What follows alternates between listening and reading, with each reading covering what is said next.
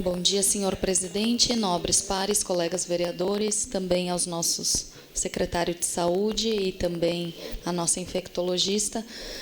Com relação ao número de pacientes confirmados hoje em Caxias do Sul e o número de pacientes com suspeita, essa é uma das perguntas que a gente tem. A outra situação, no caso de coleta a domicílio de um paciente que preenche os pré-requisitos, esteve em países onde teve uma disseminação do vírus, apresenta febre e os demais sintomas. Essa coleta, esse paciente, ele deve ficar isolado a domicílio ou ele deve ir a uma unidade básica de saúde, um hospital?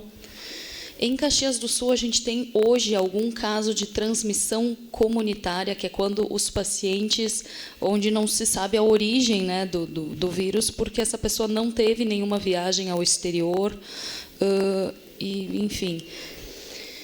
E mais uma dúvida, né, uma pergunta bem importante. O transporte público é um local que aglomera pessoas, que a gente sabe que muitas vezes a ventilação também acaba sendo limitada e que a gente observou que vários países têm feito, né, um processo de higienização, de corrimões desses espaços com frequência.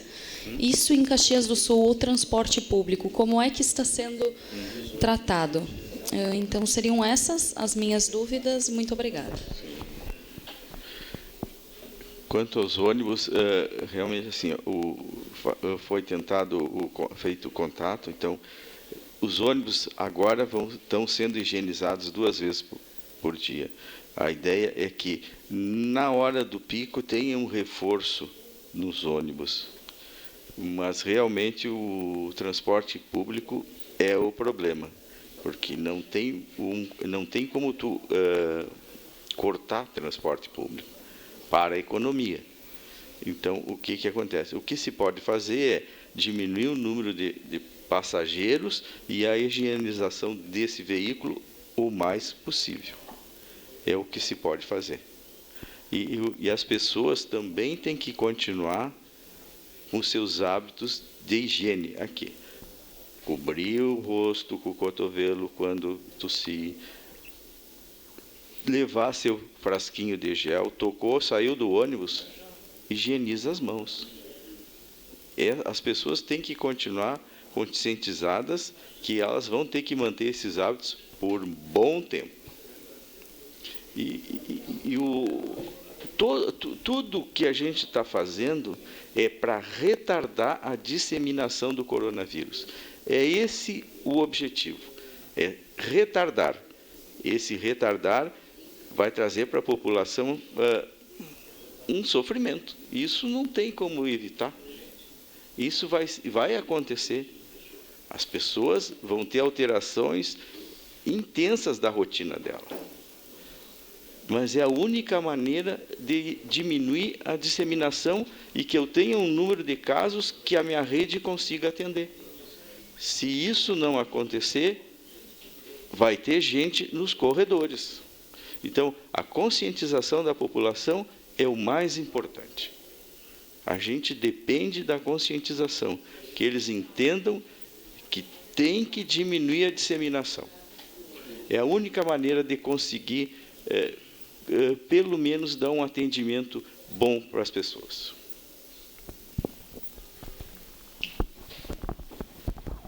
Obrigada, vereadora, pelas perguntas.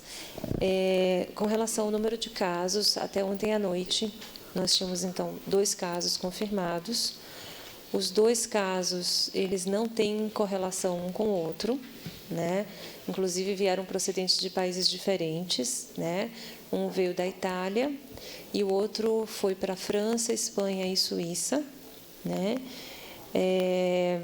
Então, portanto, nós não temos transmissão local, nem comunitária. A transmissão local, o que é a transmissão local?